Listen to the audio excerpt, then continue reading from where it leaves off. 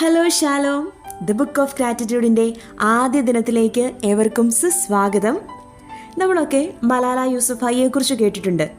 വിദ്യാഭ്യാസ അവകാശങ്ങൾക്ക് വേണ്ടി പോരാടിയ 13 വയസ്സുകാരി പാകിസ്ഥാനി പെൺകുട്ടികൾക്ക് അവരുടെ അവകാശങ്ങൾക്ക് വേണ്ടി സ്വരമുയർത്താൻ അവകാശമില്ലാതിരുന്ന ഒരു സ്ഥലത്ത് വെടിയുണ്ടകൾക്ക് പോലും തകർക്കാനാവാത്ത ശക്തിയായി മാറാൻ അവൾക്ക് ധൈര്യം ലഭിച്ചത് എങ്ങനെയാണെന്ന് നിങ്ങൾക്കറിയാമോ? നന്നേ ചെറുപ്പത്തിൽ മലാലയുടെ പിതാവ് അവളോട് പറയുമായിരുന്നത്രേ, നീ പറക്കുന്ന ഒരു പക്ഷിയെപ്പോലെ സ്വതന്ത്രയായിരിക്കണം. നോബൽ സമാധാന പുരസ്കാരം നേടുന്ന ഏറ്റവും പ്രായം കുറഞ്ഞ വ്യക്തിയായ മലാല ലോകത്തോട് വിളിച്ചു പറയുന്നു, എനിക്ക് പറക്കാൻ ചിറകുകൾ തന്നത് എൻ്റെ അച്ഛനാണ്. യെസ്, വളരെ ചെറുപ്പത്തിൽ കിട്ടിയ ഒരു പിന്തുണ യാതൊന്നിനും തളർത്തുവാനാവാത്ത ഊർജമായി മലാലയുടെ ഉള്ളിൽ നിറഞ്ഞു. ഓക്കെ, ലോകപ്രശസ്തരായി ഒന്നും മാറിയിട്ടില്ലെങ്കിലും നമ്മുടെയൊക്കെ ചെറുപ്പത്തിൽ നമുക്ക് പോസിറ്റീവ് സ്ട്രോക്ക് തന്നിട്ടുള്ള ഏതെങ്കിലുമൊക്കെ വ്യക്തികൾ നമ്മുടെ ജീവിതത്തിൽ ഉണ്ടാവില്ലേ? എൻ്റെ ഒരു അനുഭവം ഇതാണ്. ഞാൻ സ്കൂളിൽ പോകാൻ തുടങ്ങുന്നതിനൊക്കെ മുൻപേ ഒരു പുഞ്ചിരി മത്സരത്തിൽ പങ്കെടുത്തു. ജീവിതത്തിൽ ആദ്യമായിട്ടാണ് സ്റ്റേജിൽ കയറി നിൽക്കുന്നത്. എപ്പോഴും ചിരിച്ച് കളിച്ച് നടക്കുന്ന എൻ്റെ മുഖം വാടുന്നു, ചിരിമായുന്നു, ഉള്ളിൽ പേടിയായിട്ട്.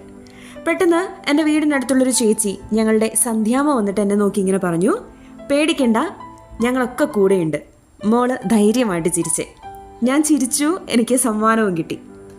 ഒരുപാട് വർഷങ്ങൾക്കിപ്പുറവും വലിയ സ്റ്റേജുകളിൽ കയറി നിൽക്കുമ്പോഴും ഒത്തിരി മനുഷ്യരെ ഒന്നിച്ച് കാണുമ്പോഴുമൊക്കെ ചിരിക്കാൻ മറന്നു പോകുമ്പോൾ സന്ധ്യാമ്മ അന്ന് തന്ന പോസിറ്റീവ് സ്ട്രോക്ക് ഞങ്ങളൊക്കെ കൂടെയുണ്ട് എന്നുള്ളത് ഓർമ്മയിൽ വരും.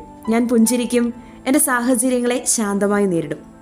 യെസ്, ഇപ്പോൾ എന്നെ കേട്ടുകൊണ്ടിരിക്കുന്ന നിങ്ങളുടെ മനസ്സിലും ചില വ്യക്തികളുടെ മുഖം തെളിഞ്ഞു വരുന്നില്ലേ? കുഞ്ഞുനാളിൽ നിങ്ങളെ സപ്പോർട്ട് ചെയ്ത ഒരു വ്യക്തിയെ, അപ്പനോ അമ്മയോ സഹോദരിയോ സഹോദരനോ അധ്യാപികയോ ആരുമായിക്കൊള്ളട്ടെ, ആ വ്യക്തിക്കാണ് ദ ബുക്ക് ഓഫ് ഗ്രാറ്റിറ്റ്യൂഡിൻ്റെ ആദ്യ താളുകൾ.